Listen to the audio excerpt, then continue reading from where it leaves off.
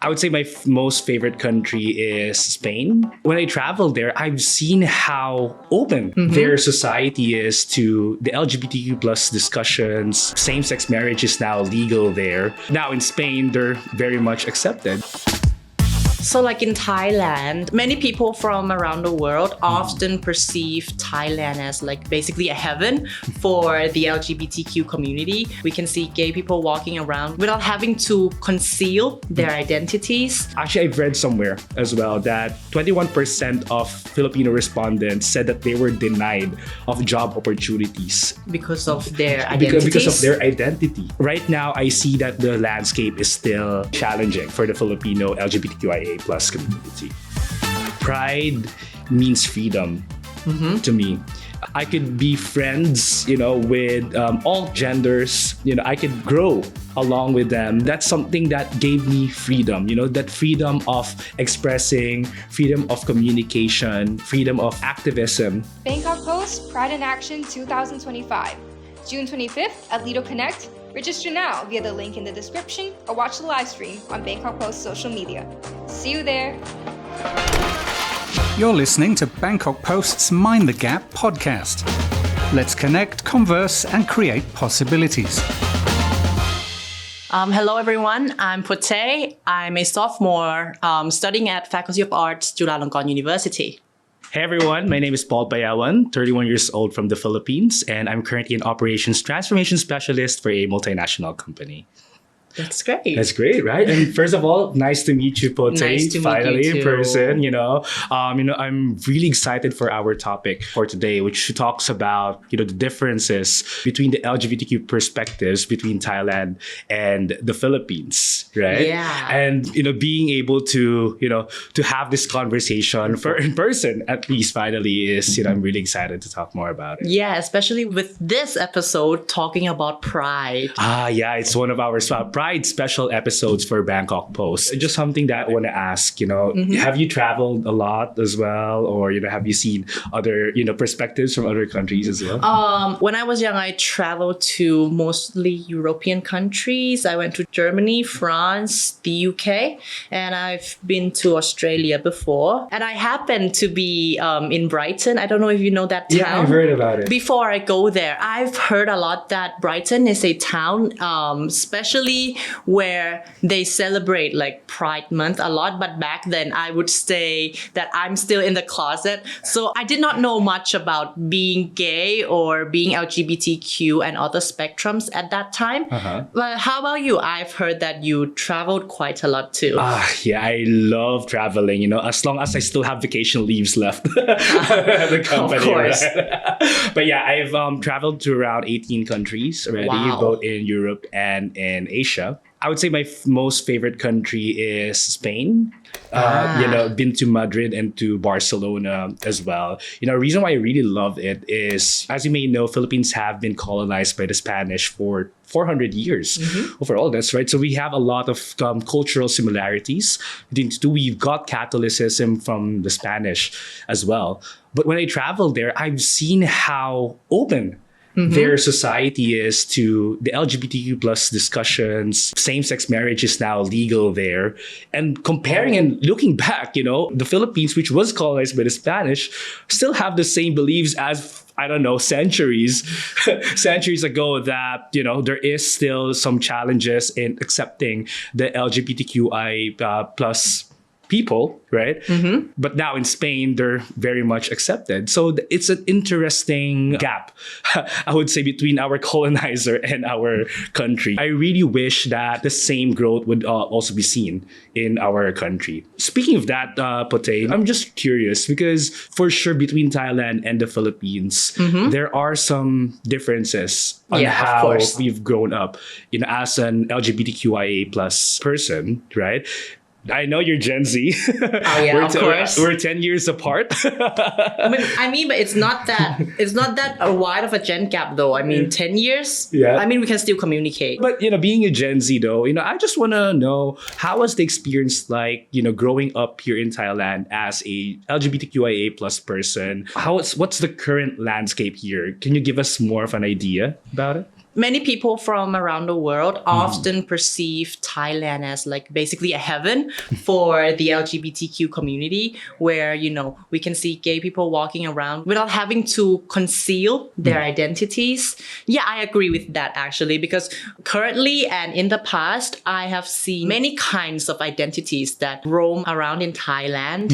So I think for me, the current landscape of the LGBTQ community and other people is currently more of a tolerating concept rather than accepting. Interesting. Yeah. Yeah, because for me, acceptance is when you understand somebody and surely give them space and surely give them what they deserve. However, here in Thailand, when we want to propose legislation of maybe some new laws introducing, maybe for example, in the past, same-sex marriage, 20 years ago, it was the first time that the same-sex marriage law was first proposed in Thailand. However, the society back then, they still did not accept that because of various reasons, considering the social context, political context, and the conservative I would say environment. Yeah, but as time goes on, things probably got better and we just legislated that. However, there are still more laws coming through, especially with the title laws, the title like Mr., Mrs., those kind of stuff. Yeah, so there are still many people who are opposing that legislation, this opposing point of view. I think this truly shows that Thailand does not understand what the LGBTQ and the identity and along with the concepts mean to them. So I think they are just tolerating. They acknowledge the existence of the LGBTQ community. Some people try to understand, but I think that most people in the society still have questions regarding this topic. But it's not their fault though. If they are willing to understand, then I mean, we're here to provide them knowledge regarding those kind of concepts. So yeah, I think that's the landscape in Thailand. I want to know also in the Philippines, is it the same in Thailand? Is it about tolerating rather than acceptance of the LGBTQ community? Actually, there are some parallels between, you know, your experience in Thailand and in the Philippines. So as you may have imagined, Catholicism having a, you know, very tight grip within our Philippine society, there are some challenges in terms of, you know, moving forward the cause of the LGBTQIA plus people, right? Right now, as you have mentioned, it's more of tolerating rather than acceptance. Yes, we have a lot of queer representation in media right now, albeit most of them are on the entertainment. So that part, you know, as long as you guys make us happy, you know, we are, you know, you're visible in media, then I guess you're okay, right? As long as you don't challenge too much the traditional norms, right? Yes, you can be who you are. You can be an LGBTQIA plus person. Just don't challenge the norms too much. Act manly is something that I've heard many times in the Philippines. You know, okay, it's okay that you're gay. Just make sure that during family reunions, you don't act too feminine. You know, try to act straight. Try to act straight. You know, and I've experienced that personally growing up in the Philippines. When I was young, I've heard my relatives, they're telling my parents, like, Paul, why is he so feminine? You know, why does he love girly stuff? You know, why is he playing with Barbies and not playing with his boy cousins, playing basketball? So hearing those types of things made me think that there might be something wrong with me, that I should suppress how I express myself and to act manly, to like these manly stuff. You know, I've kept that feeling until I was still in college, where I tried to mingle with boys, you know, try to have girlfriends as well, just to fit in the norm of the society. I totally get you. Yeah, exactly. So I've only started really exploring my identity, my gender identity after college. When I already have work, I start to become independent and, you know, start to be away from the family a little bit longer. So at least then I could explore my, you know, I could explore everything about my personality. You know, one more thing is in terms of the policy in the Philippines, we are currently trying to pass a bill called the SOGIE Act, or the Sexual Orientation, Gender Identity and Expression Bill, where we want to have equal rights for same-sex unions, be a caregiver for your spouse, and be their custodian in case they pass away. That challenges the norm. Now, policymakers in our country are mostly, on the older generation, and that means in one way or another that they have a traditional way of thinking that the family is the basic unit of the society, but that family is made of a man and a woman and a child, right? So destroying that, or challenging that basic unit of the society seems to be something that's hard to accept within our society. And therefore, the SOGIE bill is still, something that is not passed. And I've read somewhere that it's one of the longest bill to pass. It hasn't been passed for, I don't know how many years already. And it still continues to affect the LGBTQIA plus people in our society. Actually, I've read somewhere as well that 21% of Filipino respondents said that they were denied of job opportunities. Because of their identities? Because of their identity. I see. So I really think that policy, or that bill, could have helped them, in one way or another. But yeah, right now I see that the landscape is still challenging for the Filipino LGBTQIA plus community. Yeah, I absolutely agree with you, because it's nice that you mentioned that having the laws legislated already would means a lot to us, because not only do they provide, I would say, basic rights that straight couples have, they also provide, I would say, a voice, because having our rights and our identity represented in the House of Representatives means that we are also getting our rights protected by the government and getting recognition from the governments as well as the public as well. Exactly. I really hope that we continue to have that representation, not just in entertainment, but also in other sectors of the society. I just thought about representation, really, right?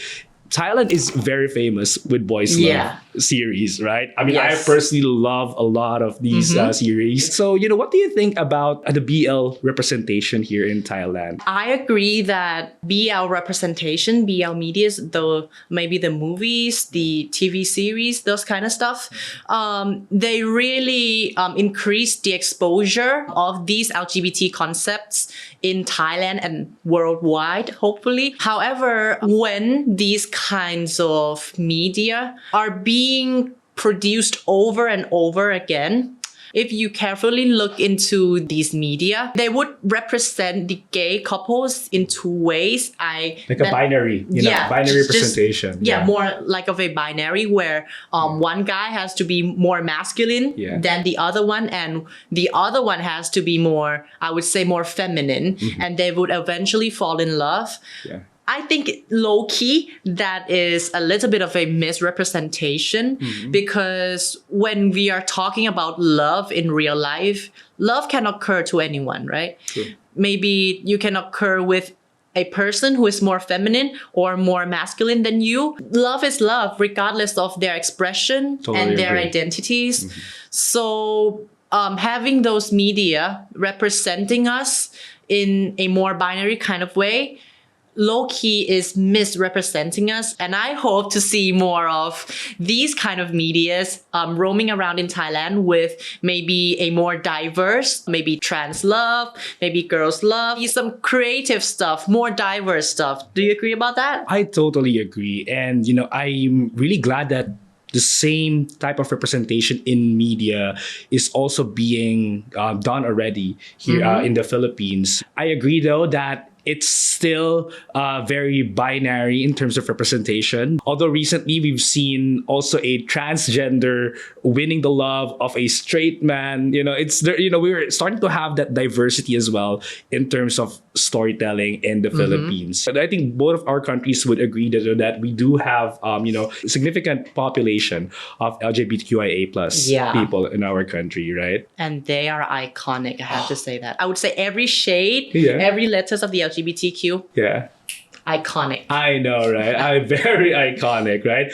I'm just also curious though, since we've talked about how we've grown up here, how we've grown as LGBTQIA plus people, there are many challenges that were faced across multiple generations, right, of LGBTQIA plus people in both of our countries. Now, I just want to understand though, is there something that was challenging to these people? Was there something that they were that in this journey they hide, right? And, therefore the journey became harder for them?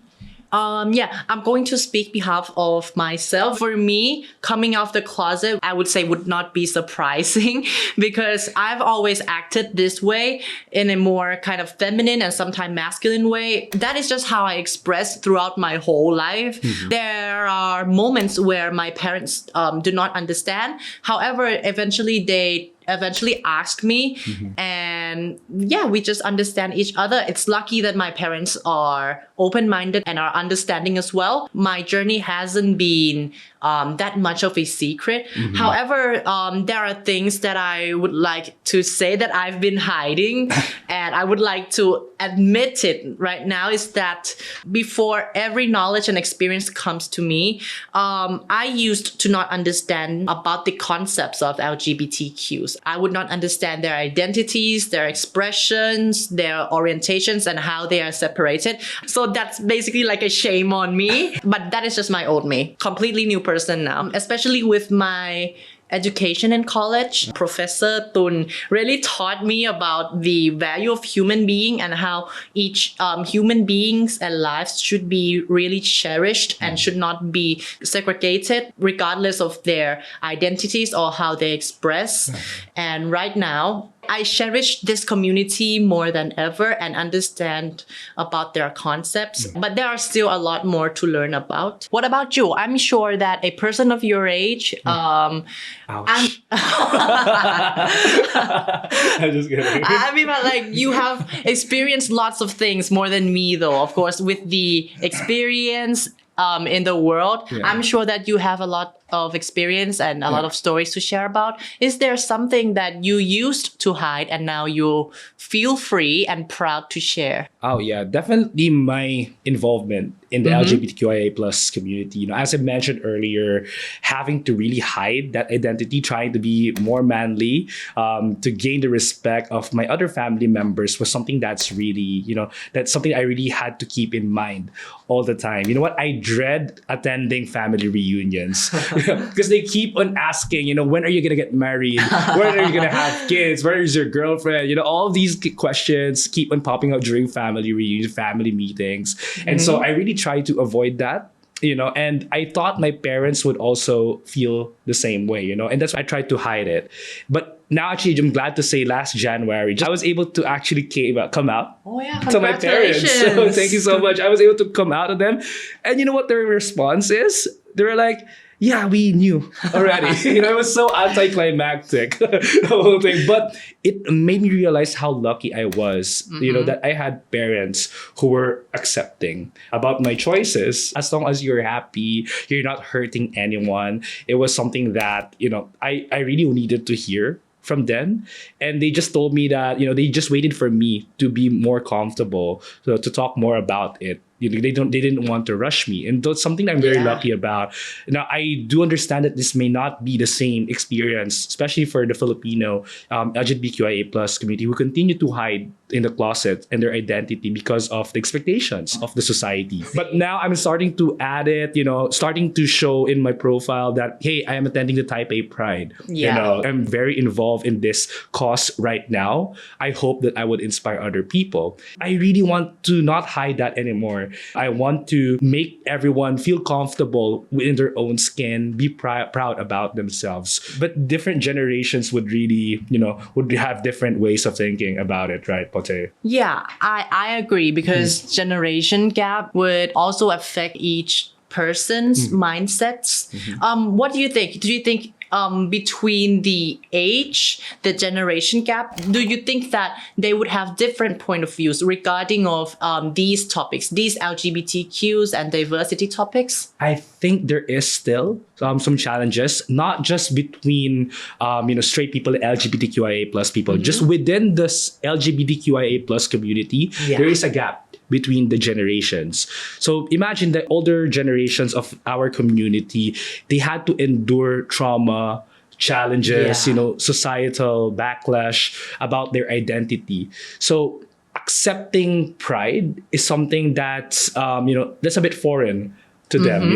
They still want to keep their identity even if they're already older. They already had their own families and stuff like that, but they had to still repress it because if the main concept of pride, which is being true to yourself, is already foreign to them. Yeah. And I think us now in the younger generations being more present and vocal about it, hopefully it helps them. Yeah. I think us being so open and so expressive about it would eventually help older people's, oh my God, I should not say older people's, I would say a more mature I would say a more mature generation to maybe finally owning who they are. Yeah. Because of course it's never too late to come out and accept who you really are. So anyone who's out there watching, if you are a member of the LGBTQ community and you still face challenges, it's okay. It's okay to face challenges and it's okay to come out at any time as long as you're comfortable with Take it. your time, right? I also want to add that, in my opinion,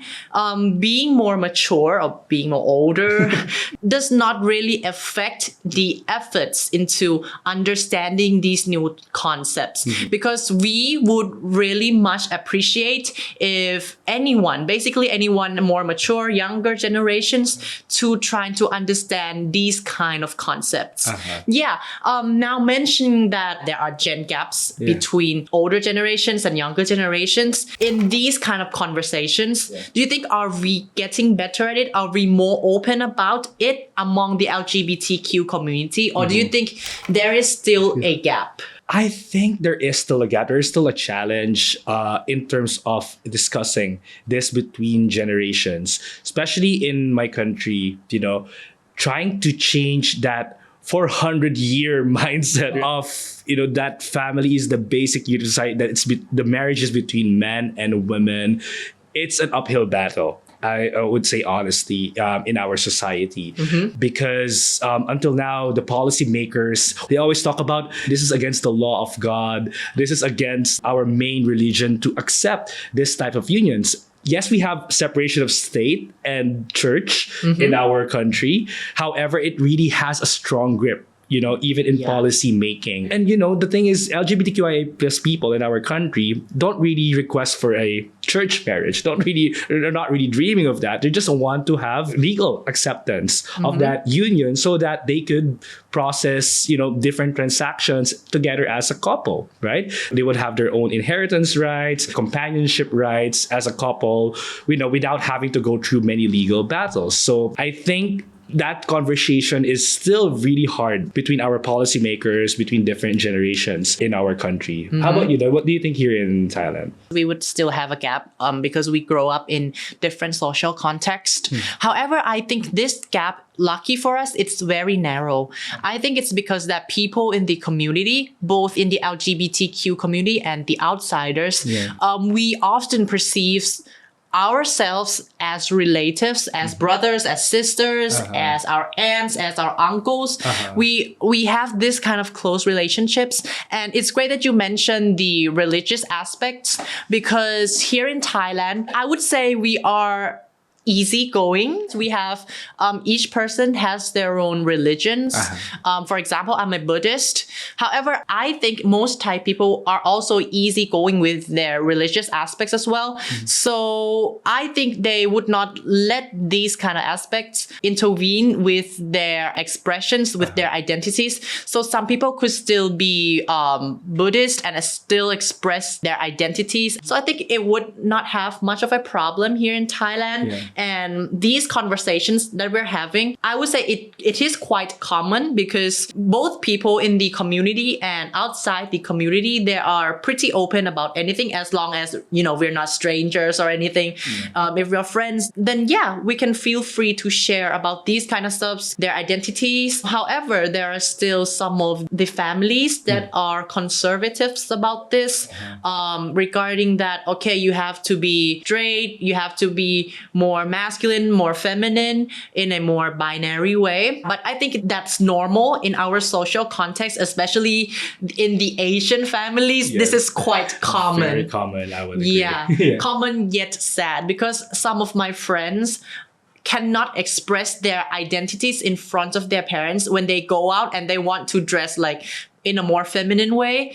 They would have to bring their clothes in their backpack and go out to change it. It may seem like a minor thing. However, I think that being not able to express their identities and talk about it with their parents, I think this is a very uncomfortable thing to be in. And I hope that maybe after this, maybe anyone who's watching, maybe they would be more open about these kind of conversations. Yeah, I agree. And that's the reason why pride is still important, you know? Because I mean, some people would say, maybe here in Thailand, hey, we're already past same-sex marriage, right? Why do we still need to do pride marches? Why do we still need to have, you know, these kinds of activism happening, especially this month of June, right? So, you know, based on, I mean, I agree with what you said. The pride is still really important. It's still something that we should celebrate. We should really continue to have conversations with, because there's still some gaps that we want to cover, you know.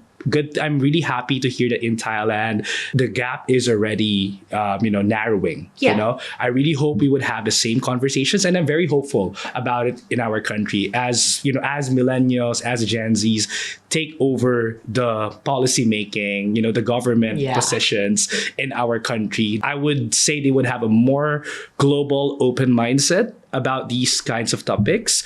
Hopefully, we would be the second country in Southeast Asia to pass same-sex marriage or same-sex unions. Right? I hope that every LGBTQ person deserves their rights, more than just marriage rights, their property, their hospitality. I hope they deserve what they are entitled to. And it's great that you mentioned Pride Month, though. I agree that we still celebrate Pride Month despite having the laws legislated, because this month we are celebrating our journey, because in the history, in the past, we, the LGBTQ community, is being suppressed over and over again as the minority, as the marginalized people of the society. So I think it's reasonable that we have our own month.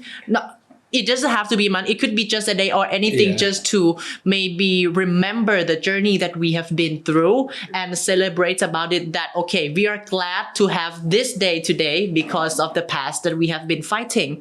And when we talk about pride, this is a very big word, and it could mean anything though. It could mean about self-love. It could mean about being comfortable in your own skin, owning who you are.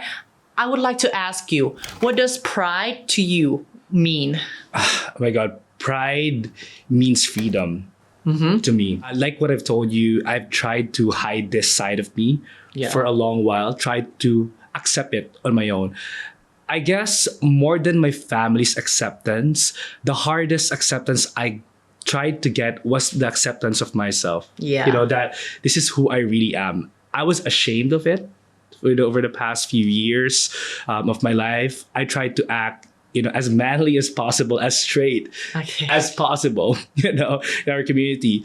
And, you know, coming here in Thailand 3 years ago, it showed me that, hey, it's possible to have a society that accepts LGBTQI plus, people, and at the same time move forward in the society. I'm really thanking Thailand for showing me that there is nothing wrong with me. I can express myself for who I am. I could be friends, you know, with all genders. That's something that gave me freedom, you know, that freedom of expressing, freedom of communication, freedom of activism as well, you know, joining those causes that, you know, especially for those who may still be inside the closet, accept who they are. Pride is not such a bad word, you know. We were taught in the Philippines, and being a Catholic, that pride is one of the 7 deadly sins. Yeah. But here in Thailand, I realized pride is not a sin, you know. Pride is freedom, pride is acceptance, and pride is being unapologetically you. Yeah. How about you? What does pride mean to you? I absolutely agree with you. Like being unapologetic, being what you really are, accepting and owning your identities and being fully to express it. As a member of the LGBTQ community, being pride does not only mean owning who I am. I mean, not only do you have to accept yourself, you have to accept other people of their own identity. I agree that currently in Thailand here, and in the Philippines and anywhere in the world, there is still a long way to go to have LGBTQ people rights really protected by the state.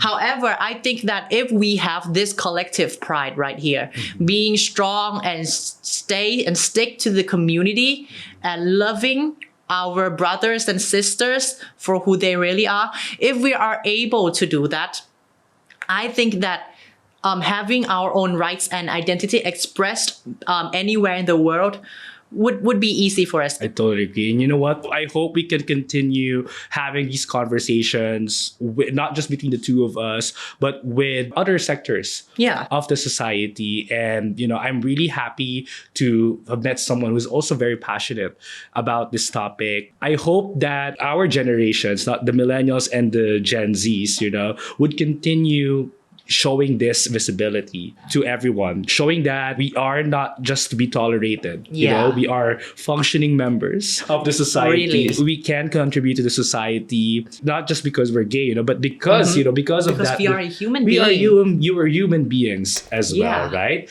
And yeah, that was really a fun conversation that I had with you, Pote. First of all, nice meeting you. Nice meeting you also. I'm very grateful we have this conversation today. Exactly. And I guess, you know, that'll be the end of our podcast for today. If you have any challenges or if you just want to talk about anything, you know, feel free to reach out to us, you know, not just to us or to anyone you're comfortable with. Yeah, because I agree that communication is the fundamental key into having an open society. It's very important to, if you want to understand something, well, just ask. Exactly. Conversations, they close the gap.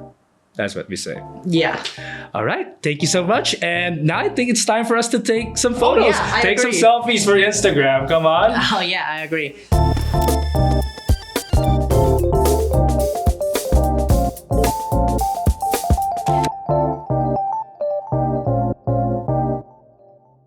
Don't just listen, be a part of the conversation. Join our podcast and let's grow together. Don't forget to subscribe, share, and comment. See you in the next episode.